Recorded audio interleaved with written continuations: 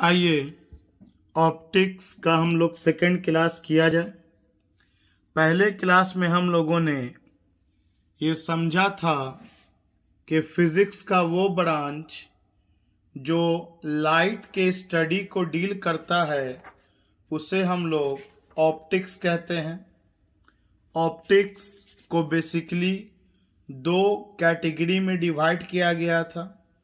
एक ray optics जिसको geometrical optics भी कहा जाता है और दूसरा वेव ऑप्टिक्स जिसको फिजिकल ऑप्टिक्स भी कहा जाता है।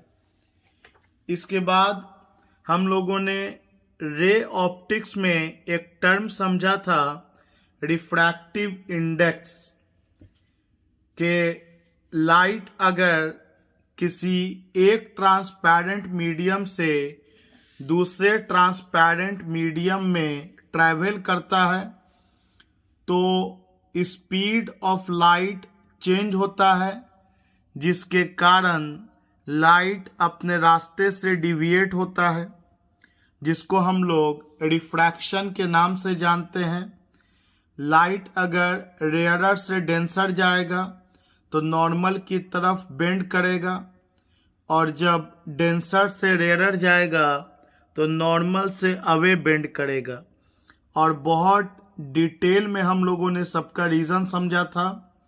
ये भी समझा था कि दो लॉ होता है रिफ्रैक्शन का, जिसमें एक लॉ है कि अगर दो मीडियम को फिक्स कर लिया जाए और एक पार्टिकुलर वेवलेंथ ऑफ लाइट को लेके एक्सपेरिमेंट किया जाए तो sign angle of incidence and sign angle of refraction का रेशियो कांस्टेंट होता है, जिसे हम लोग रिलेटिव रिफ्रैक्टिव इंडेक्स के नाम से जानते हैं।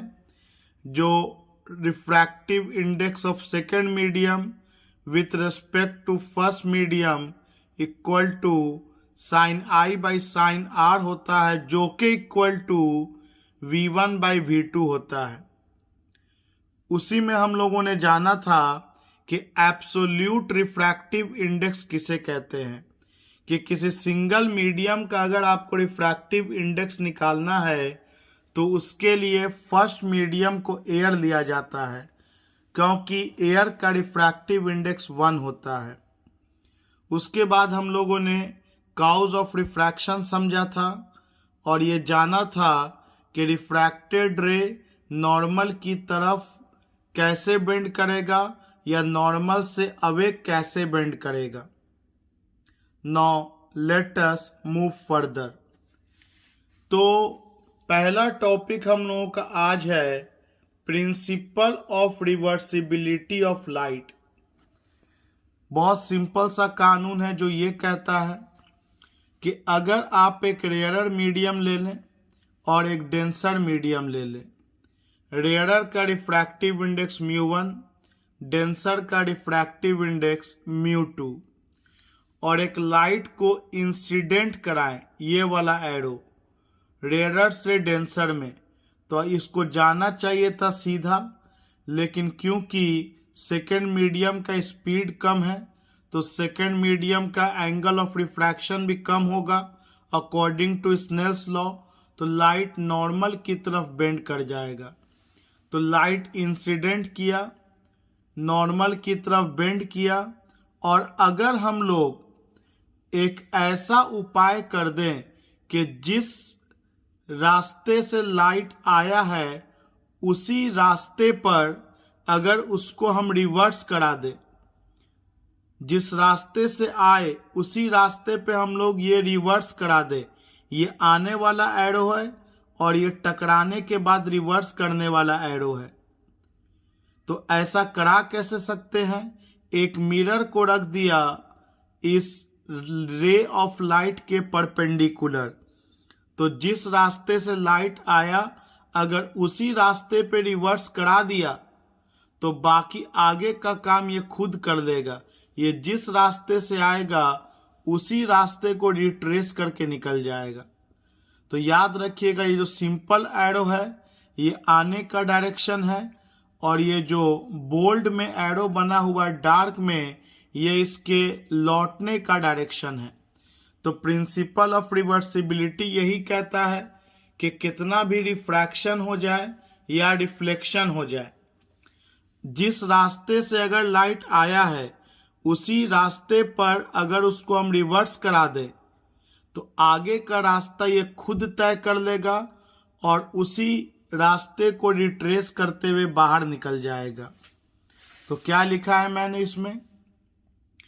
Principal of reversibility states that if final path of ray of light after it suffered several refractions and reflections is reversed, अगर रिवर्स करा दें फाइनल पाथ ऑफ लाइट को, ये जो फाइनल लाइट आ रहा है इसको अगर रिवर्स करा दें तो क्या होगा?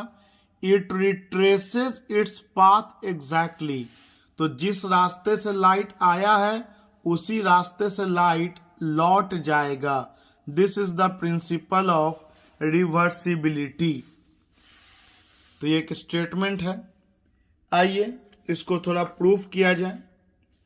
तो देखिए, सबसे पहले आने का बात करते हैं।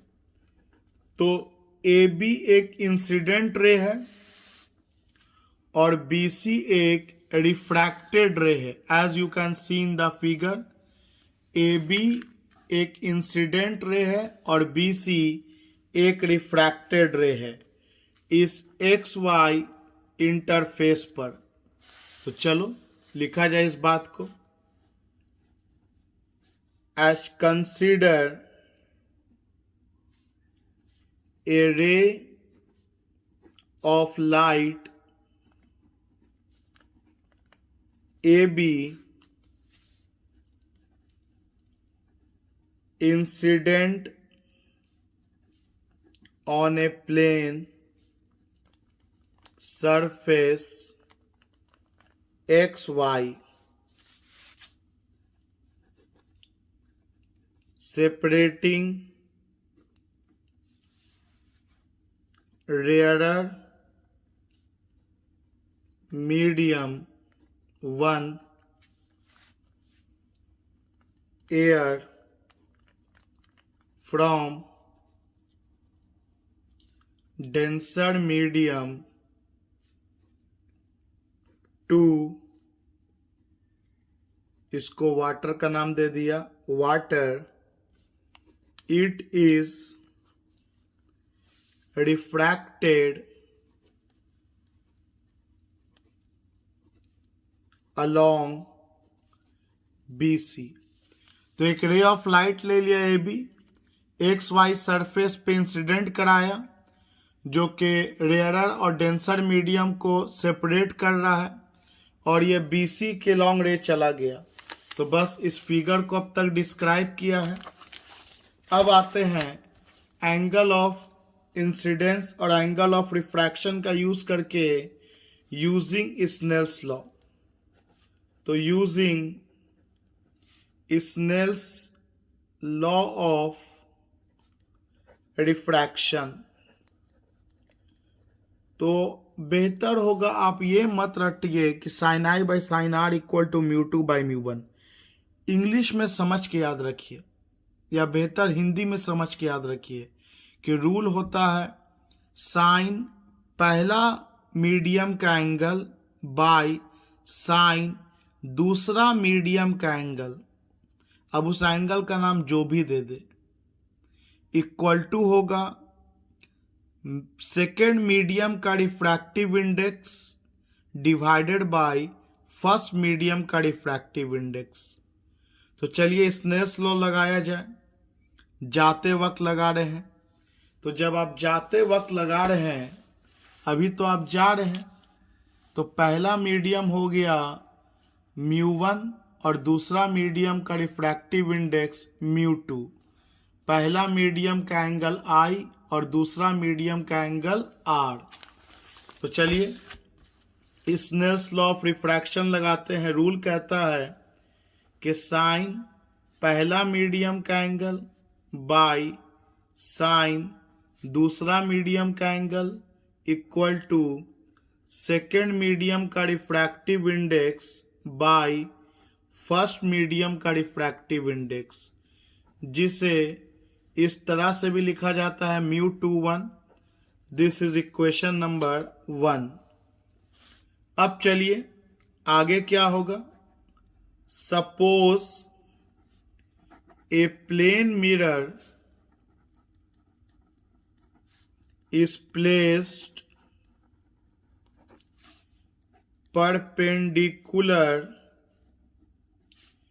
to the path of ray BC। BC के रास्ते में एक मिरर को रख दिया जो उसके परपेंडिकुलर हो रहा है, तो this reverses the beam along its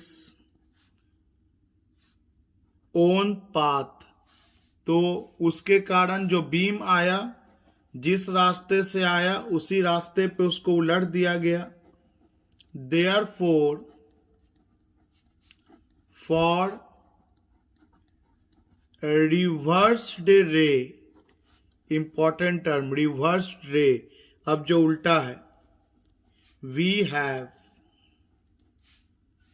तो बताइए एंगल ऑफ इंसिडेंस क्या हो जाएगा और एंगल ऑफ रिफ्रैक्शन क्या हो जाएगा।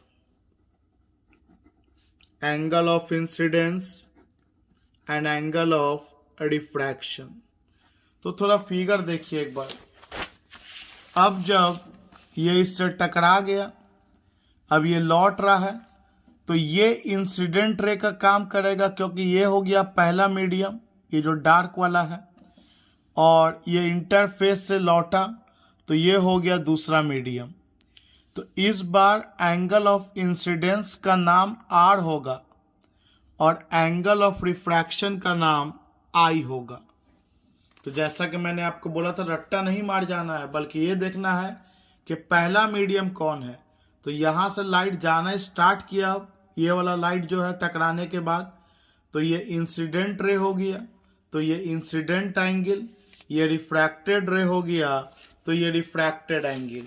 तो क्या लिखाएगा यहाँ पे, एंगल ऑफ इंसिडेंस का नाम इस बार आर है एंड एंगल ऑफ रिफ्रैक्शन का नाम इस बार आई है।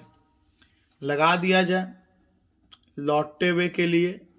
तो यूजिंग स्नेल्स लॉ अगेन,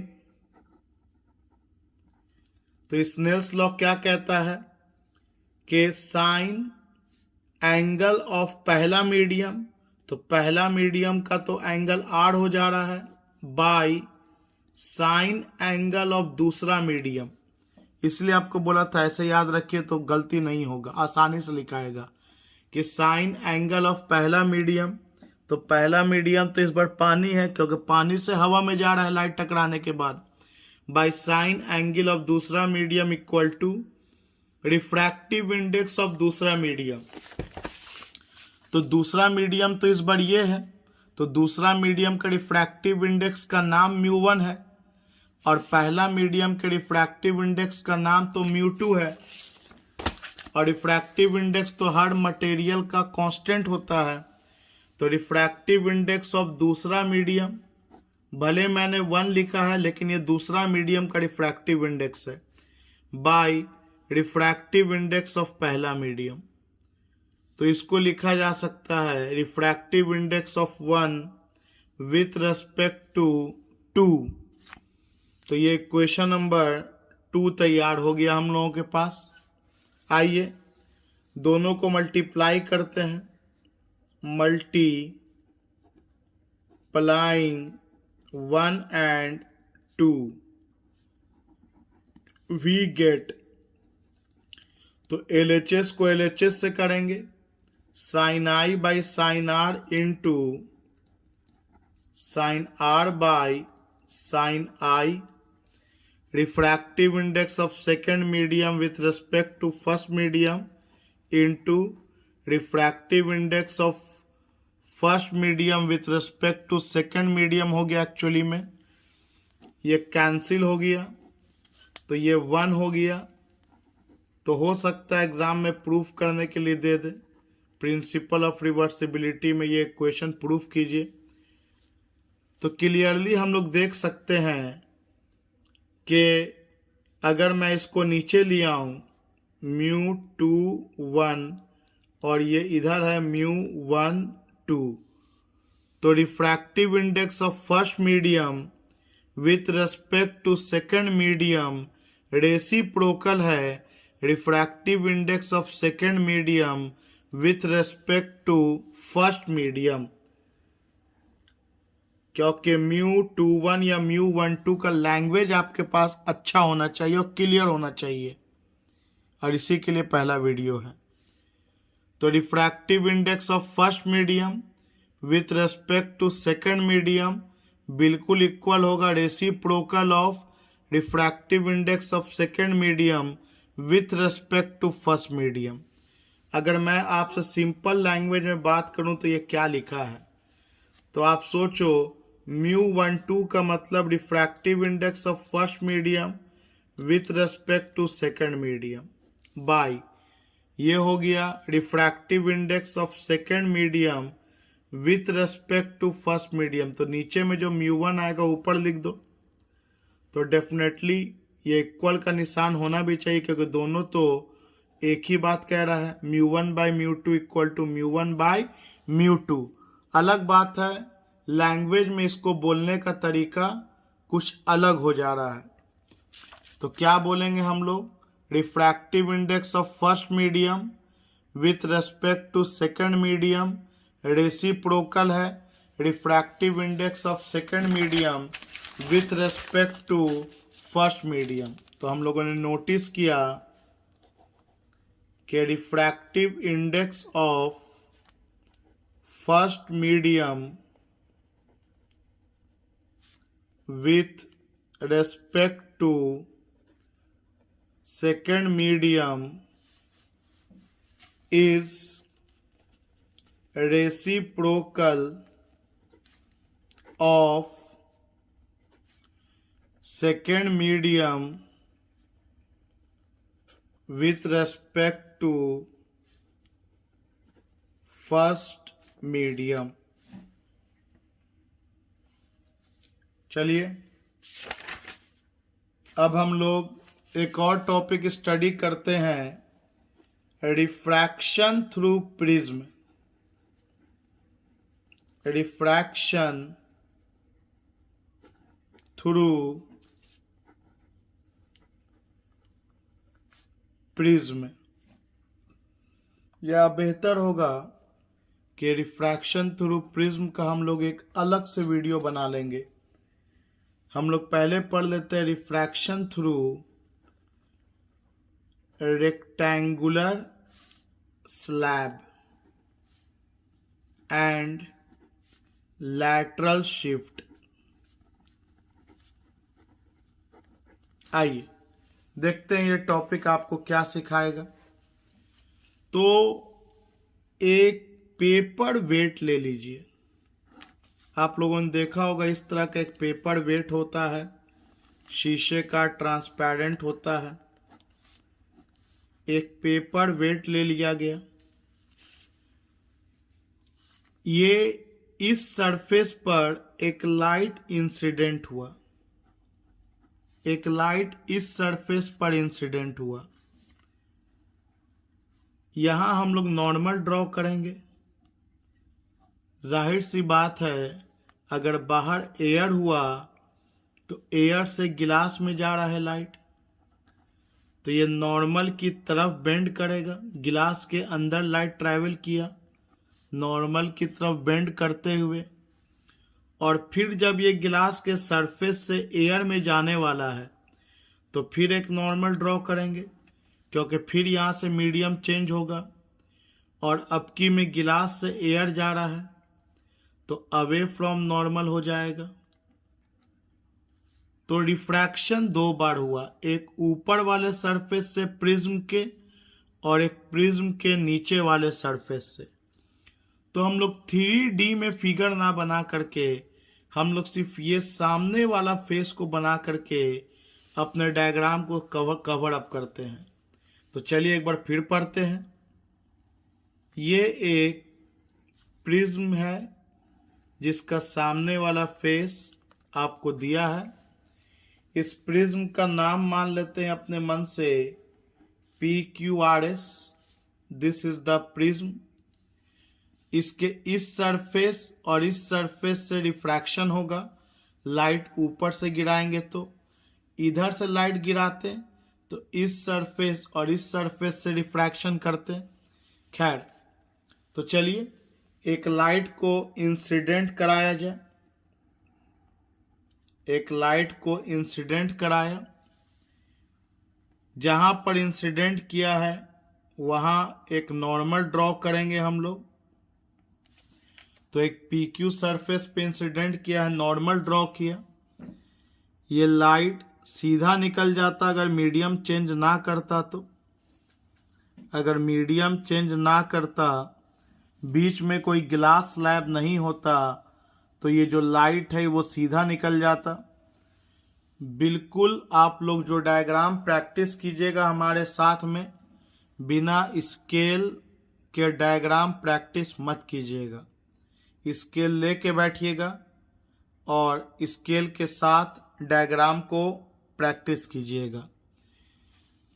तो ये लाइट सीधा निकल जाता अगर ये प्रिज्म ना होता। तो ये प्रिज्म होने के कारण ये लाइट रेयर मीडियम से डेंसर मीडियम में ट्रैवल कर रहा है।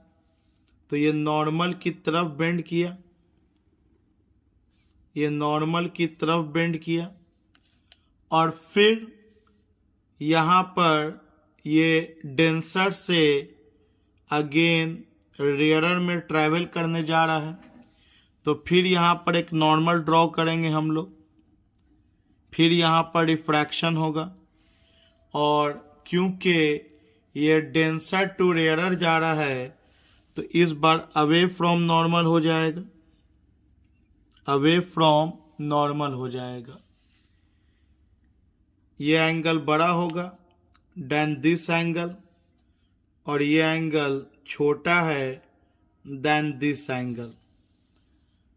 तो आप देखिए, बनाते समय ध्यान रखना कि ये जो लाइट सीधा निकल सकता था और ये जो फाइनली निकला, ये दोनों आपस में पैरेलल आपको फिगर में बनाना है। ये मैं प्रूफ करूंगा कि ये पैरेलल होगा, लेकिन फिगर बनाते समय ऐसा ध्यान रखिएगा कि ये दोनों लाइन आपस में पैरेलल दिखना चाहिए और ये एंगल इसके मुकाबले बड़ा दिखना चाहिए और ये एंगल इसके मुकाबले छोटा दिखना चाहिए। तो चलिए अब हम लोग रे ऑफ लाइट का थोड़ा नेमिंग कर लेते हैं। तो ये AB हो गया इंसिडेंट रे PQ सरफेस के लिए और BC हो गया रिफ्रैक्टेड रे PQ सरफेस के लिए और SR सरफेस के लिए ये BC इंसिडेंट रे का काम करेगा और CD रिफ्रैक्टेड रे का काम करेगा। आइए इस एंगल को हम लोग I ले लेते हैं या I1 ले लेते हैं। एंगल ऑफ इंसिडेंस ये I1, इस एंगल को R1 नाम दे दिया और क्योंकि ये लाइन और ये लाइन पैरेलल है और ये ट्रांसवर्सल है तो ये R1 होगा। तो जाहिर सी बात है this one will be also R1 और ये फाइनल एंगल है तो इसको एंगल ऑफ इमरजेंस, चलिए इसको हम लोग इंडिकेट कर देते हैं E से, एंगल ऑफ इमरजेंस। तो आप क्लियरली एक बार देख लीजिए डायग्राम को फिर से। ये एंगल ऑफ इंसिडेंस I1, ये angle of refraction R1 PQ surface के लिए और ये जो रे आया ये SR के लिए इंसिडेंस हो गया। तो यही R1 इस सरफेस का इंसिडेंट एंगल हो गया और ये रिफ्रैक्टेड एंगल हो गया जिसको एंगल ऑफ इमरजेंस का नाम दे रहे, फाइनल एंगल। और इस तरह से लाइट बाहर आएगा। So let us now write the correct equation using Snell's law. एक बार पी क्यू सरफेस के लिए लिखेंगे और एक बार एस आर सरफेस के लिए लिखेंगे। तो चलो लिखा जाए। Using Snell's law for face P Q. और वहां पर पहुंचने से पहले एक कहानी लिख देते हैं, फिगर को डिस्क्राइब कर देते हैं कि consider a rectangular slab, a rectangular slab A B नहीं, rectangular slab P Q R S as shown in figure, as shown in figure. A ray AB is incident on the face PQ at an angle of incidence I1 on entering the glass slab. It bends towards normal and travels along BC at an angle of refraction R1. The refracted ray BC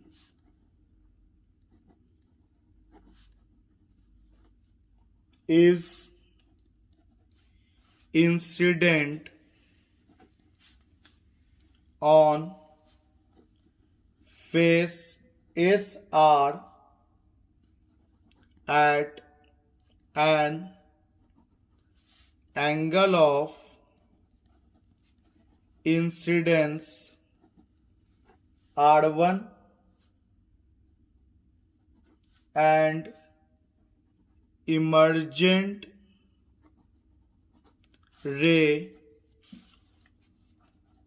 CD bends away from normal at angle of emergence और refraction ई।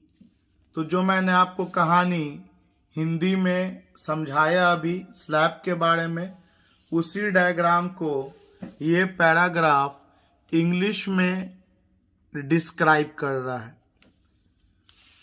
तो ये तो आप अपने language में भी देख के कर सकते हैं। तो चलिए आते हैं मेन मुद्दा पर कि using Snell's law at face PQ। तो डायग्राम को ध्यान में रखना है कि PQ फेस पर स्नेल्स लॉ यूज करेंगे तो angle of incidence I1 and angle of refraction R1। ये रेयर मीडियम है, इसका रिफ्रैक्टिव इंडेक्स μ1 ले लिया, गिलास का रिफ्रैक्टिव इंडेक्स μ2 ले लिया। अगेन उसी मीडियम से बाहर आ रहा है तो अगेन इसका रिफ्रैक्टिव इंडेक्स μ1 लिया था तो फिर μ1 हो जाएगा। तो रूल कहता है क्या PQ फेस के लिए, स्नेल्स लॉ का रूल कहता है कि साइन पहला मीडियम का एंगल, तो पहला मीडियम तो एयर टू गिलास है और वो पहला मीडियम का एंगल I1 है, बाई साइन दूसरा मीडियम का angle R1। Equal to second medium का refractive index with respect to first medium का रिफ्रैक्टिव इंडेक्स, या जिसको हम लोग μ2 भी लिख सकते हैं। This is equation number 1। या आप चाहो तो इसको डेफिनेटली इस तरह से भी लिख सकते हो, sine i by sine R1। Refractive index of second medium glass है तो उसको μg लिख दिया, फर्स्ट मीडियम एयर लिया है तो μa लिख दिया। ये दोनों एक ही बात है, तो either you can write like this और like this as your wish. तो इस तरह से हम लोगों ने PQ फेस के लिए स्नेल्स लॉ को लगा लिया। अब हम लोग लगाते हैं फेस SR के लिए, तो लिखेंगे हम लोग for face SR using Snell's law. तो रूल कहता है कि साइन पहला मीडियम का एंगल, तो अगर आप ध्यान से फिगर देखिएगा तो SR में पहला मीडियम का एंगल तो R1 है और ये दूसरा मीडियम का एंगल E है। पहला मीडियम μ2 और दूसरा मीडियम μ1। तो इसको क्या लिखेंगे हम लोग? लिखेंगे साइन पहला मीडियम का एंगल R1 बाय दूसरा मीडियम का एंगल ऑफ इमर्जेंस, और अब की में सेकेंड मीडियम मेरा एयर है तो लिखेंगे refractive index of second medium जो कि μ1 नाम है by refractive index of first medium जो कि μ2 नाम है। या इसको आप ऐसे भी लिख सकते हैं, refractive index of air with respect to refractive index of glass, मतलब एयर का रिफ्रैक्टिव इंडेक्स गिलास के रेस्पेक्ट में। इक्वेशन नंबर 2 देख लीजिए, ये सेकंड मीडियम, ये फर्स्ट मीडियम, ये फर्स्ट मीडियम का एंगल और ये सेकंड मीडियम का एंगल। अब अगर आप 1 और 2 को मल्टीप्लाई करते हैं तो आप देख सकते हैं कि 1 और 2 को मल्टीप्लाई करने पे क्या आएगा। मल्टीप्लाई करो ये दोनों इक्वेशन को, तो यहाँ μ2 ऊपर है और यहाँ μ2 नीचे है, तो μ2 कट जाएगा, μ1 भी कट जाएगा। तो RHS में तो दोनों को मल्टीप्लाई करने पर 1 बचा। अब LHS में करेंगे तो sine I1 by sine R1 into sine R1 by sine E हो जाएगा। So let us do the multiplication. Better you must do by yourself, आपको खुद कर लेना चाहिए। इक्वेशन आपके पास तैयार है तो चलो मल्टीप्लाई 1 and 2, तो LHS को करते हैं। वहाँ हम लोग के पास sine I1 by sine R1 into sine R1 by sine E, और इधर को करते हैं। एक बार गिलास बाई एयर है हम लोगों के पास और एक बार एयर बाई गिलास है हम लोगों के पास, तो ये कैंसिल हो जाएगा। This will be 1।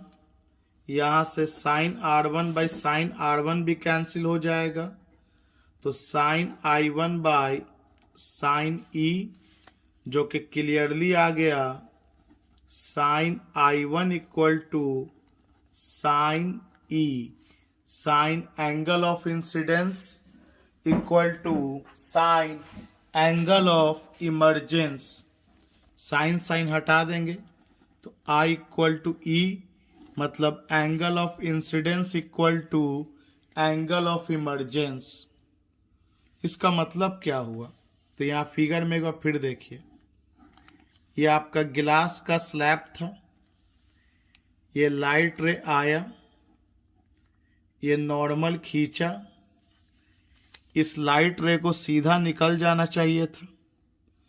अगर मीडियम चेंज ना होता तो ये सीधा निकल जाता लाइट रे, लेकिन मीडियम चेंज होने के कारण एक बार डिफ्रैक्शन यहाँ हुआ और एक बार डिफ्रैक्शन यहाँ हुआ।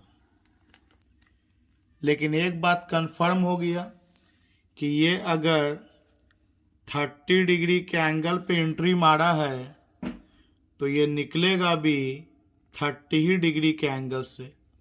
शर्त है कि ये फेस और ये फेस पैरेलल हो और जिस मीडियम से एंट्री मार रहा है फाइनल मीडियम फिर वही रहे।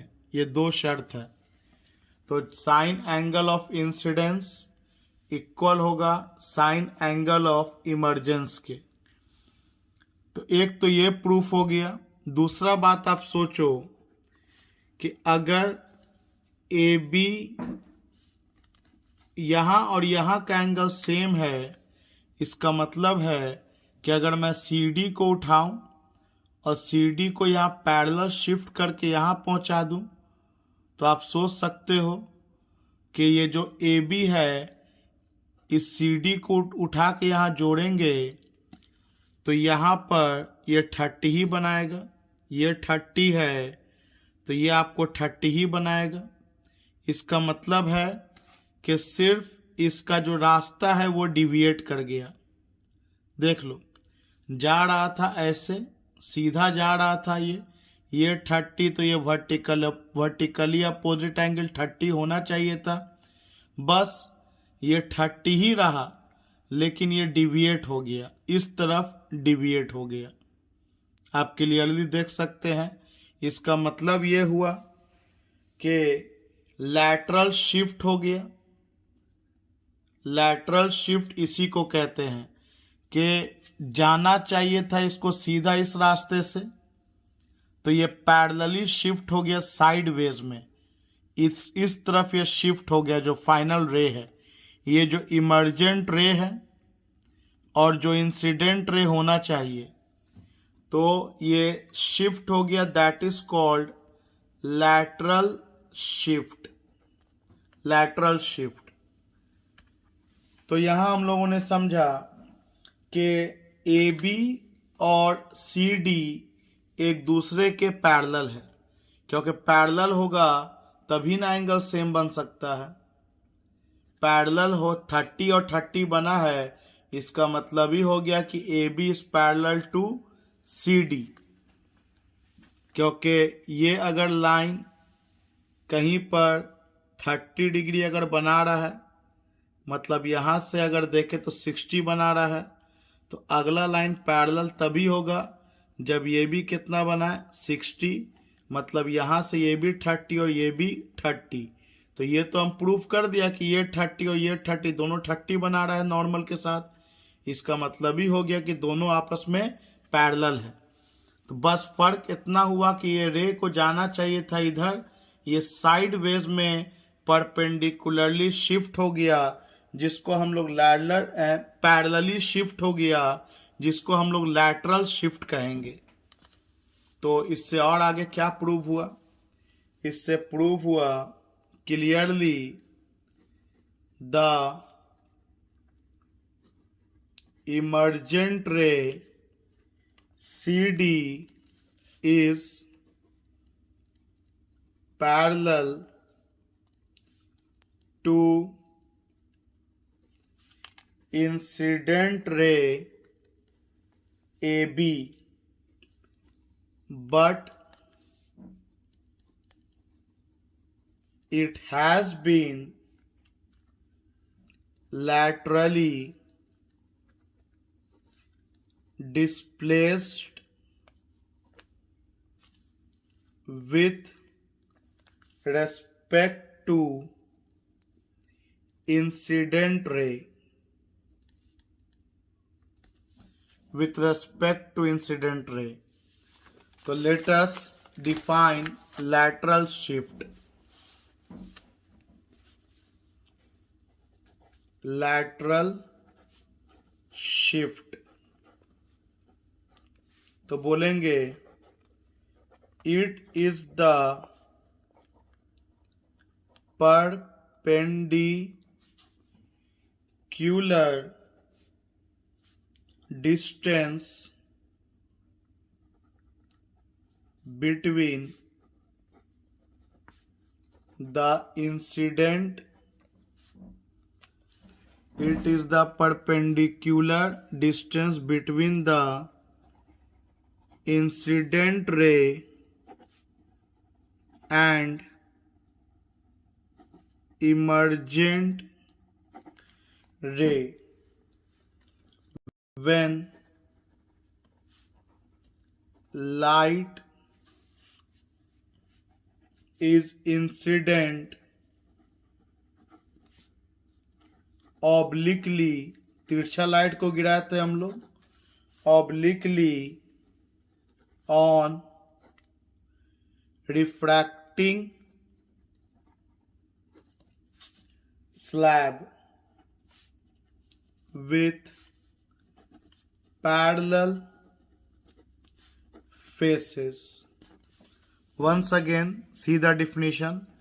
ये एक परपेंडिकुलर डिस्टेंस है इंसिडेंट रे और इमर्जेंट रे के बीच जब लाइट को तिरछा गिराया गया रिफ्रैक्टिंग स्लैब के ऊपर जिसका दोनों फेस आपस में पैरेलल है.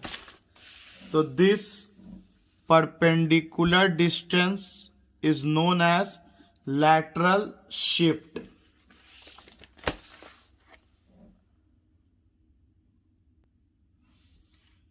आइए अब हम लोग एक और टॉपिक स्टडी करते हैं, रिफ्रैक्शन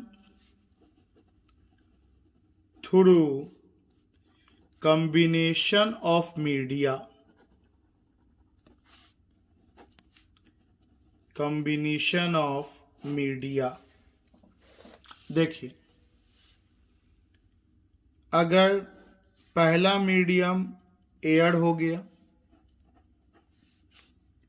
उसके बाद दूसरा मीडियम वाटर हो गया, तीसरा मीडियम गिलास हो गया, चौथा मीडियम फिर एयर हो गया, तब क्या रिलेशन इन लोगों के बीच में आ सकता है? एयर का रिफ्रैक्टिव इंडेक्स μ1 ले लेते हैं, वाटर का μ2, गिलास का μ3, अगेन एयर का μ1. तो अगर एक इंसिडेंट रे एयर और वाटर के इंटरफेस पे गिराया गया तो सबसे पहले एंगल ऑफ इंसिडेंस ले लिया आई हम लोगों ने. क्योंकि ये रेयरर टू डेंसर जा रहा है तो ये नॉर्मल की तरफ बेंड करेगा टूवर्ड्स द नॉर्मल, और फिर ये वाटर और गिलास के इंटरफेस पे आया, मीडियम चेंज किया, फिर नॉर्मल ड्रॉ करेंगे हम लोग, और अगेन वाटर के कंपैरिजन में गिलास ज़्यादा डेंसर है तो फिर ये और नॉर्मल की तरफ बेंड करेगा, और नॉर्मल की तरफ बेंड करेगा, और अब अगेन इंटरफेस पर आ गया गिलास और एयर के तो फिर नॉर्मल ड्रॉ करेंगे. लेकिन इस बार ये डेंसर से रेयरर में जा रहा है और जिस मीडियम से एंट्री किया था उसी मीडियम से निकल रहा है और सारा फेस पैरेलल है. तो अभी अभी हम लोगों ने प्रूफ किया है कि जिस एंगल से निकला है, जिस एंगल से एंट्री लिया है, उसी एंगल से बाहर आएगा. सो फाइनल एंगल तो कंफर्म है कि आई ही होगा. जितना एंगल से एंट्री लिया था उसी एंगल से बाहर आएगा, क्योंकि सेम मीडियम इनिशियल था और फाइनल था, and all the faces are parallel. Let us move further. ये आई है तो इस एंगल को चलो आर नाम दे दिया. ये आर होगा तो ये भी नाम आर पड़ जाएगा, ऑल्टरनेट एंगल। ये आर है और इससे छोटा एंगल R1 होगा, और ये अगर R1 है तो डेफिनेटली ये एंगल भी R1 होगा, ऑल्टरनेट एंगल, क्योंकि ये लाइन पैरेलल, ये transversal. So now let us direct write the Snell's law.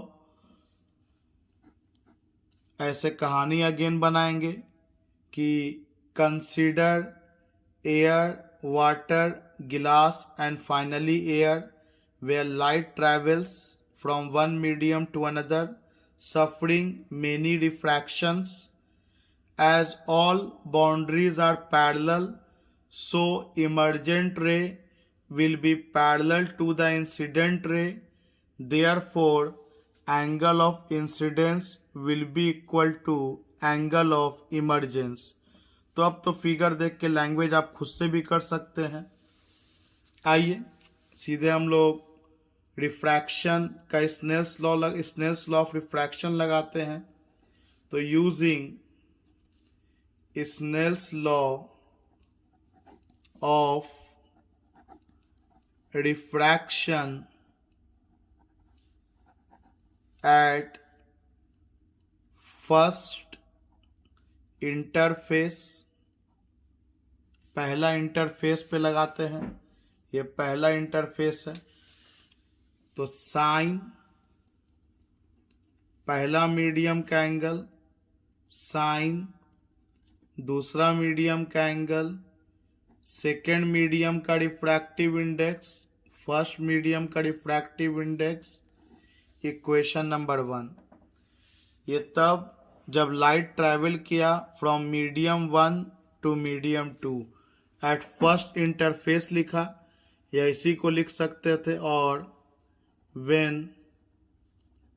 light travels from medium 1 to medium 2. Now let us move further. Light travel कर रहा है मीडियम 2 से मीडियम 3, तो लिखेंगे हम लोग using Snell's law, when light travels from second medium to third medium,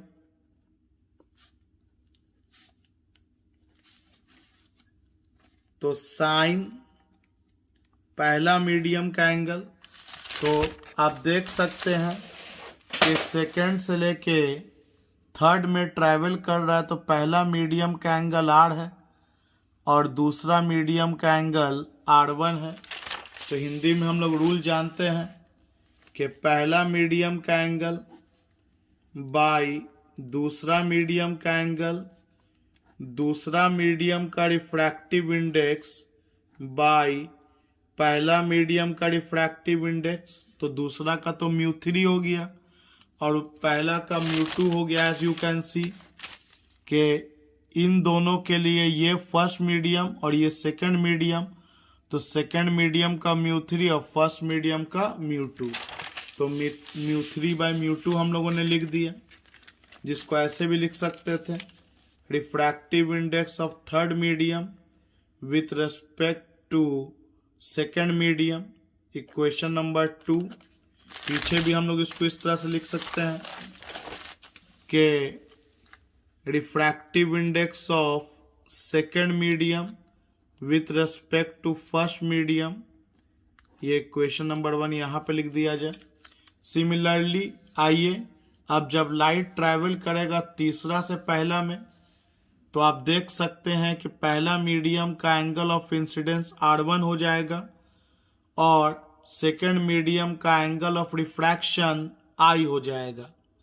second medium का refractive index μ1 और फर्स्ट मीडियम का रिफ्रैक्टिव इंडेक्स μ3।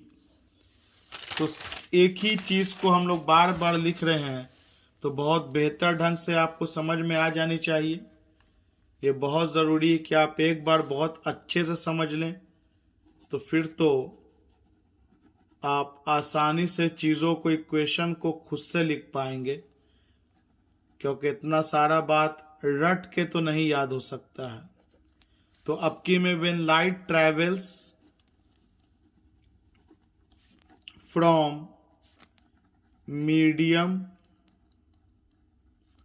3 टू मीडियम 1, तो स्नेल्स लॉ यूज किया जाए। सेकेंड मीडियम का एंगल ऑफ फर्स्ट मीडियम का angle of incidence हो गया R1 और सेकेंड मीडियम का एंगल ऑफ रिफ्रैक्शन हो गया I।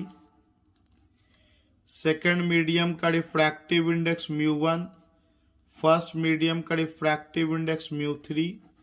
तो refractive index of 1 with respect to 3, this is equation number 3। आइए तीनों को अगर हम लोग अब मल्टीप्लाई कर दें, मल्टीप्लाई 1, 2 एंड 3, तो लिखेंगे LHS को करो sine I by sine R into sine R by sine R1 into sine R1 by sine I। RHS को करो सेकेंड मीडियम का with respect to first medium, third medium का with respect to second medium, first medium का with respect to third medium. जाहिर सी बात है LHS का सारा कैंसिल होकर के 1 हो जाएगा। तो second with respect to first, third with respect to second and first with respect to third का मल्टीप्लिकेशन 1 आएगा। तो एग्जाम में ये आ सकता है कि प्रूव दैट ये इक्वेशन, तो this is the way you can prove this equation.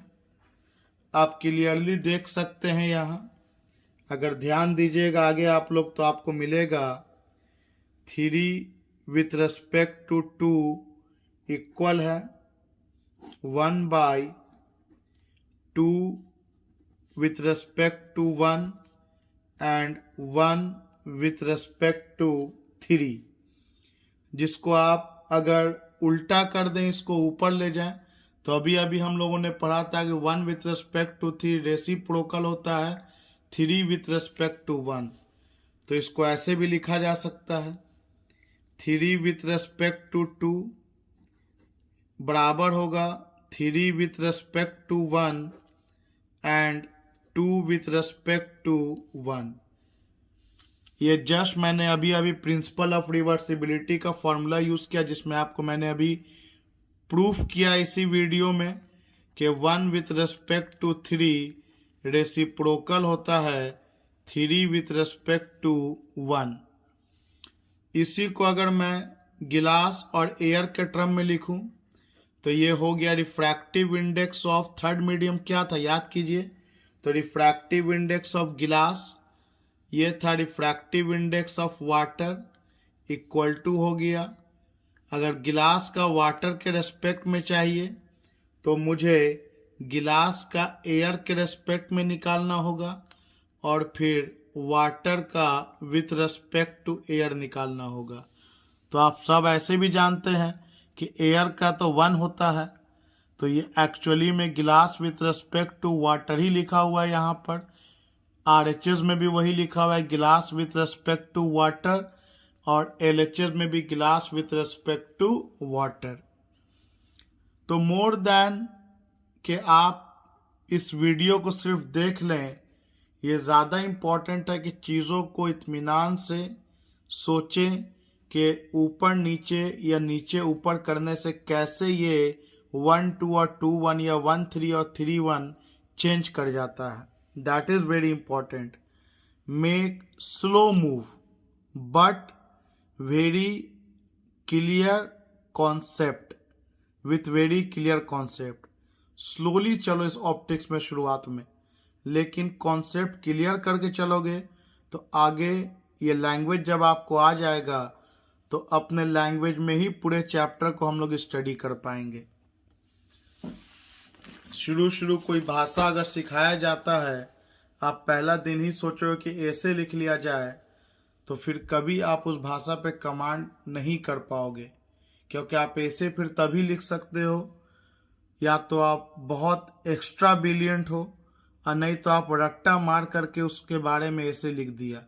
लेकिन उस टॉपिक में हल्का सा भी कुछ छेड़छाड़ कर दिया जाएगा तो it will be difficult for you to write an essay by your own. So make it very sure कि एक एक लाइन जो भी चल रहा है उसका कॉन्सेप्ट क्रिस्टल क्लियर आपके ब्रेन में होना चाहिए. Otherwise contact me.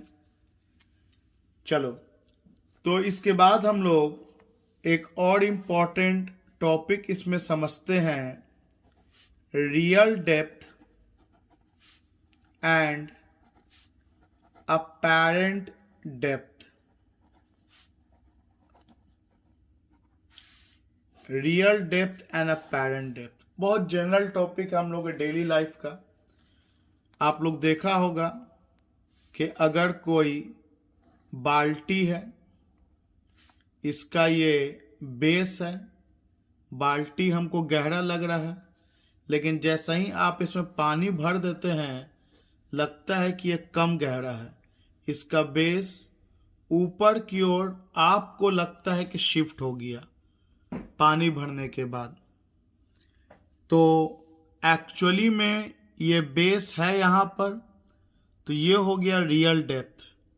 और आपको लग रहा है कि पानी भरने के बाद कम गहरा हो गया, आपको बेस यहाँ दिखने लगा, तो ये वाला हुआ अपैरेंट डेप्थ. आपको ऐसा लग रहा है. तो रियल डेप्थ और अपैरेंट डेप्थ और इस मीडियम के रिफ्रैक्टिव इंडेक्स में हम लोग रिलेशन निकालेंगे.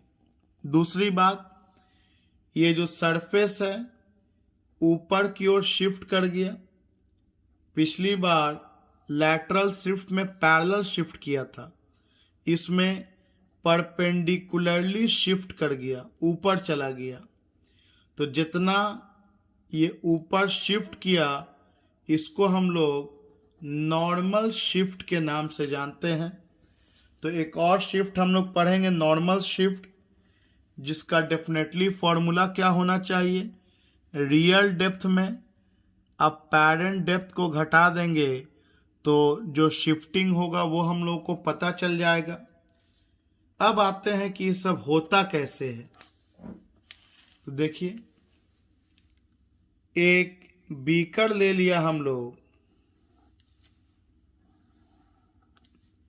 जिसमें यहाँ पर एक क्वाइन को रख दिया, एक पॉइंट को ले लिया, और यहाँ तक लिक्विड भरा हुआ है, यहाँ तक किसी तरह का लिक्विड भरा हुआ है. इस लिक्विड का रिफ्रैक्टिव इंडेक्स म्यू ले लेते हैं, और बाहर में एयर है या कोई रेयरर मीडियम है जिसका रिफ्रैक्टिव इंडेक्स μ1 ले लेते हैं, जो कि 1 के बराबर होता है, आप लोगों को पता है. और पानी का रिफ्रैक्टिव इंडेक्स μ2 जो कि म्यू के बराबर होता है. तो जैसा कि मैंने बोला, नाम में तो कुछ रखा नहीं है. अगर पहला मीडियम ये हुआ तो यही μ2 μ1 के जगह पे लिखाएगा, और अगर पहला मीडियम ये हुआ तो ये μ1 के जगह पे μ1 लिखाएगा. तो लाइट आपके आंखों तक जब पहुंचेगा तब आप इस पॉइंट को देख पाओगे. तो चलो, दो रे तैयार करते. यहां से लाइट इंसिडेंट हुआ, तो एक लाइट हम लोग सीधा ले गए तो वो अनडिफ्लेक्टेड निकल जाएगा. रिफ्रैक्शन तभी होता है जब लाइट ऑब्लिकली जाए, कुछ तिरछा जाए। क्यों? तो क्यों का जवाब आप लोगों को वेव ऑप्टिक्स में मिलेगा। आइए, एक लाइट रे तो हम लोगों का सीधा चला गया, मतलब ये O से लेकर के A तक एक इंसिडेंट रे है और A से लेकर के ये D तक रिफ्रैक्टेड रे है। दूसरा, लाइट थोड़ा तिरछा गया, ऑब्लिकली गया, तो ये दूसरा रिफ्रैक्टेड रे है O से लेकर के B तक। अब यहां पर एक नॉर्मल ड्रॉ करेंगे, एक नॉर्मल ड्रॉ किया क्योंकि लाइट वाटर से एयर में जा रहा है, मीडियम चेंज हो रहा है। तो जैसा कि आप सब जानते हैं कि लाइट जब डेंसर से रेयरर में इंटर करेगा तो ये नॉर्मल से अवे मुड़ेगा, अवे भागेगा। तो एंगल ऑफ इंसिडेंस कौन होगा, हवा वाला या पानी वाला? तो पहला मीडियम कौन है? तो लाइट तो वाटर से एयर में गया और आपके आंखों तक पहुंचेगा तब ना आप चीजों को देख पाओगे। तो ये हुआ एंगल ऑफ इंसिडेंस, पहला मीडियम यही हुआ। और ये हुआ एंगल ऑफ रिफ्रैक्शन। तो यहां तक तो हम लोगों ने समझा। अब तुम सोचो, समझा क्या क्या समझा? इस पॉइंट से दो रे निकाला, एक सीधा अनडिफ्लेक्टेड निकल गया और एक ऑब्लिकली निकाला जो डेंसर टू रेयरर जा रहा है तो मुड़ गया। सोचो, क्या ये दो रे कभी भी आगे जाके मिलेगा? बिल्कुल नहीं, ये तो और फैलता चला जाएगा। ये दोनों रे आगे में कहीं कट नहीं करेगा और जब तक दो रे कट ना करे तब तक इमेज का फॉर्मेशन नहीं होता है। तो हम लोग इसको पीछे प्रोड्यूस करेंगे, इसको पीछे प्रोड्यूस करेंगे स्ट्रेट लाइन में। मान लो ये यहां पर कट किया, तो जहां पे कट किया ये डॉटेड लाइन से इसको पीछे प्रोड्यूस कीजिएगा आप लोग, और जहां पे कट करेगा वहां पर इमेज बनेगा, मतलब इस ऑब्जेक्ट का ये इमेज बनेगा। फिगर जूम करके बना हुआ है इसलिए इतना ऊपर इमेज बन रहा है, और ये जो लाइन है ओ बी यह इतना दूर भी नहीं होता है ए से, क्योंकि हम लोगों का आँख छोटा ऐसा है, हम लोगों का आँख छोटा ऐसा है, तो ये ज़रूरी है कि ये जो मेरा जो सेकेंड रे बीसी है ये बहुत क्लोज हो एडी के। ये सेकेंड रे बीसी एडी के बहुत क्लोज होना चाहिए, मतलब ये ओए और AO B are very close to each other, मतलब बी को ए के बहुत क्लोज होना चाहिए। लेकिन अगर मैं ये डायग्राम बहुत क्लोज करके बनाता तो इतना सारा कुछ डायग्राम में रिप्रेजेंट नहीं कर पाता, क्योंकि एक रे इधर जाएगा और एक ही रे आपके आँख में पहुँचेगा तो डेफिनेटली आप चीज़ों को देख नहीं सकते हो। तो दोनों रे आँख में तभी पहुँचेगा जब B very close to A हो। तो हम लोग आगे लिखेंगे ये बात कि as the size of the pupil of eye is very small the ray B C can will enter the eye only if B is close to A. ये बी सी आँख में तभी घुसेगा जब बी ए के बहुत क्लोज होगा। तो ये तो हम लोगों ने डायग्राम बनाया जिसमें ये इंसिडेंट रे हो गया, ये रिफ्रैक्टेड रे हो गया, और क्लियरली आप देख सकते हैं कि ये लाइन और ये लाइन पैरेलल है और ये ट्रांसवर्सल है। तो ये आई होगा तो यहाँ पर ये भी आई हो जाएगा, और ये आर होगा तो ये भी आर हो जाएगा, करस्पॉन्डिंग एंगल। तो ये आपका डायग्राम तैयार हो गया, मतलब जो ऑब्जेक्ट था यहाँ वो ऑब्जेक्ट आपको दिखेगा यहाँ, मतलब ऑब्जेक्ट में नॉर्मल शिफ्ट हो गया। ये आपको हो गया real depth,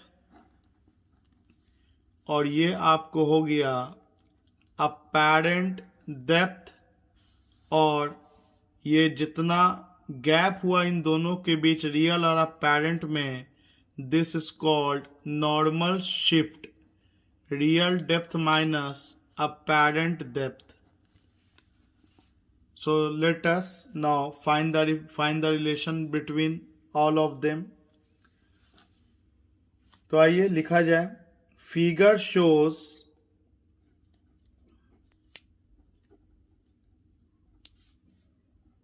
a point object O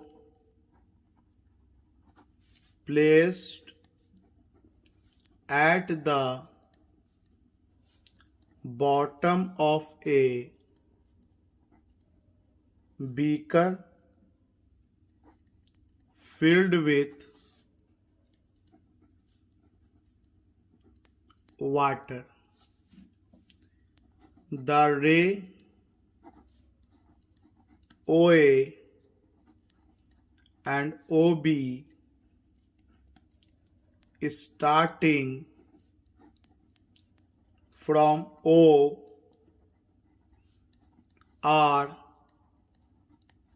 refracted along AD and BC respectively. These rays diverge. These rays appear to diverge. Appears to diverge from point I. So I is actual तो रे नहीं cut कर रहा है, तो कैसा image कहलाता है? रियल इमेज तो नहीं कहलाएगा. I is virtual image. The apparent depth, the apparent depth is smaller than real depth. ये प्रूव होता है कि अपैरेंट डेप्थ रियल डेप्थ से कम है. इसीलिए जितना गहरा समुद्र आपको दिखता है या तालाब आपको दिखता है, वो उससे ज़्यादा गहरा होता है. That's why a water tank appear shallower और object place at the bottom appear to be raised. मतलब जो भी ऑब्जेक्ट नीचे की ओर रखा रहेगा वो आपको थोड़ा उठा हुआ दिखेगा. सो इसका हिंदी बहुत आसान है. एक ऑब्जेक्ट ओ को प्लेस किया गया बॉटम ऑफ द बीकर, जिसको पानी से भर दिया गया. एक रे है ओ ए और एक रे है ओ बी, जिसका रिफ्रैक्टेड रे ए डी और बी सी है रेस्पेक्टिवली. और ऐसा लग रहा है कि ये दोनों रे आई से निकला है, एक इधर चला गया और एक इधर चला गया. सच में तो आई से ये नहीं निकला है, ये पीछे ड्रॉ करके डाइवर्ज कराया है. तो ये एक वर्चुअल इमेज हो गया. और आप देख सकते हैं साफ साफ कि अपैरेंट डेप्थ कम गहरा है देन द रियल डेप्थ. आइए अब हम लोग इसके कैलकुलेशन पे जाते हैं. अगर आप ध्यान दीजिएगा तो आपको दो राइट एंगल ट्राइंगल दिखेगा. देखिएगा ध्यान से. ओ ए बी और आई ए बी, दो राइट एंगल ट्राइंगल है. Once again let me show you. O है, ए है, बी है, तो ये एक राइट एंगल ट्राइंगल है. सेकेंड आई ए बी, ये एक राइट एंगल ट्राइंगल है. तो चलिए इन दोनों राइट एंगल ट्राइंगल को लिया जाए और लगाया जाए स्नेल्स लॉ. तो यूजिंग स्नेल्स लॉ। रूल क्या कहता है? रूल कहता है पहला मीडियम का एंगल, तो पहला मीडियम का एंगल तो आई ही मैंने लिया है फिगर में वाटर का, बाय दूसरा मीडियम का एंगल, तो दूसरा मीडियम का एंगल एयर में आर लिया है, इक्वल टू सेकेंड मीडियम का रिफ्रैक्टिव इंडेक्स, तो सेकेंड मीडियम का रिफ्रैक्टिव इंडेक्स तो म्यू ए है, और फर्स्ट मीडियम का रिफ्रैक्टिव इंडेक्स, तो फर्स्ट मीडियम का रिफ्रैक्टिव इंडेक्स वाटर है, और एयर का रिफ्रैक्टिव इंडेक्स 1 होता है, और पानी का रिफ्रैक्टिव इंडेक्स म्यू मान लिया है। जब एयर का 1 है तो पानी का म्यू मान लिया, तो म्यू इक्वल टू क्या लिख सकते हैं? तो म्यू इक्वल टू उलट जाएगा ये, तो म्यू इक्वल टू लिखा जाएगा sine are by sine I, sine are by sine I लिखा गया। अब अगर आप इस ट्रायंगल में साइन आर देखिएगा, तो साइन थीटा होता है परपेंडिकुलर बाई हाइपोटेनस, तो आर के सामने परपेंडिकुलर हो गया ए बी, और 90 के सामने हाइपोटेनस हो गया आई बी, तो A B by I B लिख दिया जाए। तो आइए लिख देते हैं हम लोग, तो साइन आर हम लोग लिखेंगे A B by I B, और ये डिवाइडेड बाई है, तो चलो डिवाइड का निशान दे दिया, और साइन आई, फिर आप उस फिगर में देखिए साइन आई को, साइन आई एंगल के सामने वाला perpendicular again A B, and 90 के सामने वाला हाइपोटेनस, तो ओ बी हो गया, तो इस बार हो गया A B by O B, तो A B by O B, तो म्यू इक्वल टू, म्यू किसका है? रिफ्रैक्टिव इंडेक्स ऑफ वाटर है with respect to air, understood है, तो ये हो गया sine are by sine I आ गया A B by I B into O B ऊपर चला गया, ए बी नीचे चला गया, ए बी से ए बी कट गया, तो म्यू आ गया O B by I B. अब यहाँ पर एक ध्यान देने वाली बात है, क्या? तो as the size of the pupil of eye is small, the ray BC will enter the eye only if B is close to A, then। आइए इस लाइन को समझते हैं। देखिए फिगर में क्लियरली आप देख सकते हैं एक रे तो आंख में घुस रहा है, और ये रे आंख में तभी घुसेगा जब बी जो है वो ए के बहुत क्लोज होगा। और सोचो अगर बी एकदम ए के क्लोज हो तो ये आई बी का वैल्यू लगभग आई ए के बराबर हो जाएगा। Take your time and think about it. B अगर ए के बहुत क्लोज हो गया तो लगभग आई बी का वैल्यू आई ए के बराबर हो जाएगा। और यहाँ ये मत दिमाग खराब करना कि सही जब बराबर हो जाएगा तो ट्रायंगल कैसे बनेगा। ये एजम्पशंस आपको लेना है। This is the way to prove this कि जब ये बी ए के वेरी क्लोज हो जाएगा तो जो आई बी है ये आई से बी नापो या आई से ए नापो, लगभग बराबर। सिमिलरली ओ से बी नापो या ओ से ए नापो, ये भी बराबर हो जाएगा। क्योंकि ऐसा नहीं होगा तो आई आपके आँख में इंटर दोनों रे नहीं करेगा तो अब इमेज नहीं दिखेगा।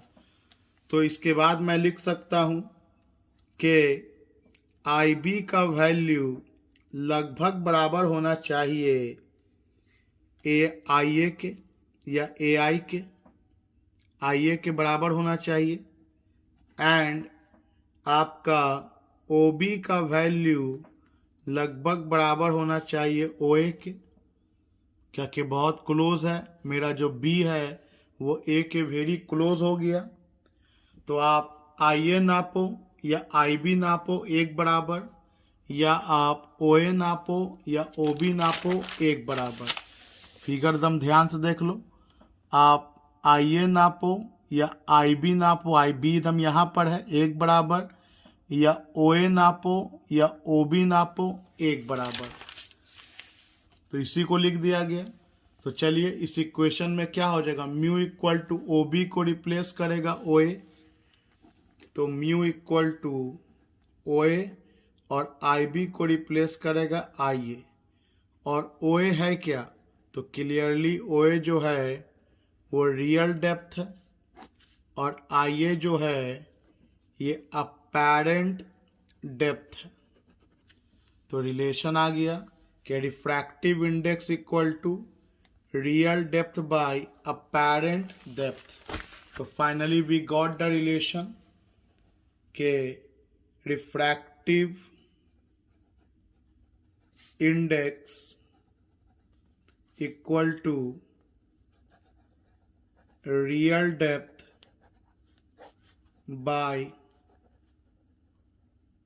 Apparent depth. आइए नॉर्मल शिफ्ट भी आसानी से सीखा जा सकता है। इसको ऐसे भी लिखा जा सकता है R D by A D, या अगर आप चाहें तो apparent depth equal to real depth by mu भी लिख सकते हैं।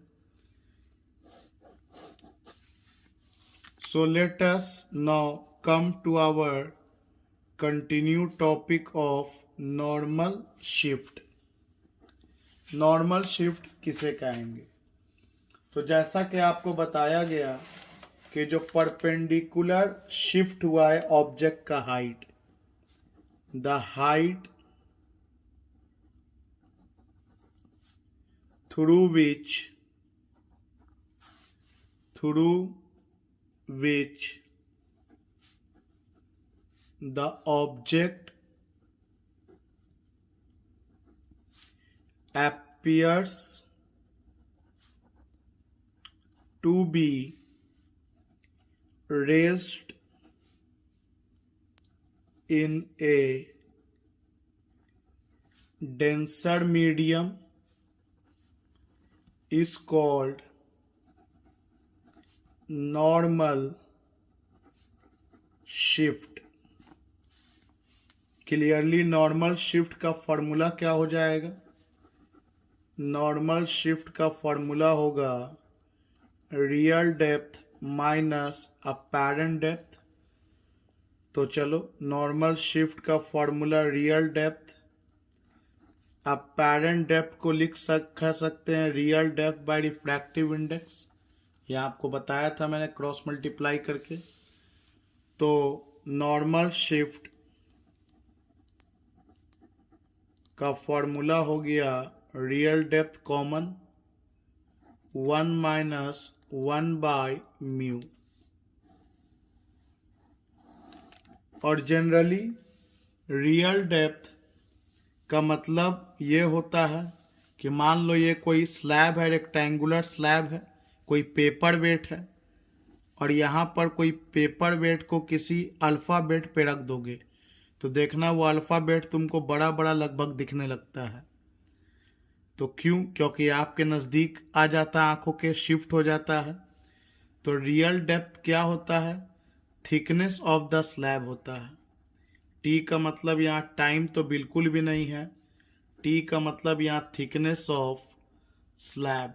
स्लैब जो मोटा होगा और यही रियल डेप्थ का काम करेगा, ये रियल डेप्थ का काम करेगा। तो नॉर्मल शिफ्ट को अक्सर इस फॉर्म में लिखा जा सकता है कि normal shift equal to thickness of the transparent medium denser medium 1 minus 1 by mu. That's all in this video. अगले वीडियो में हम लोग इसी का कंटिन्यूअस रीजनिंग क्वेश्चन देखेंगे कि सूरज डूबने के बाद भी आपको कुछ देर के लिए दिखता है और सूरज सुबह में निकलने से पहले ही दिख जाता है। जिस टॉपिक का नाम होगा apparent shift in the position of the sun at sunrise and sunset। और इसी से रिलेटेड हम लोग कुछ न्यूमेरिकल्स को देखेंगे जिसमें आप लोग अब तक ये पढ़ चुके हैं कि रिफ्रैक्टिव इंडेक्स होता है real depth by apparent depth. इससे पहले आप लोगों ने पढ़ा था sine I by sine R भी होता है। और इसी में हम लोगों ने पढ़ा था speed of light in first medium by speed of light in second medium. We will relate with all these formula in numerical.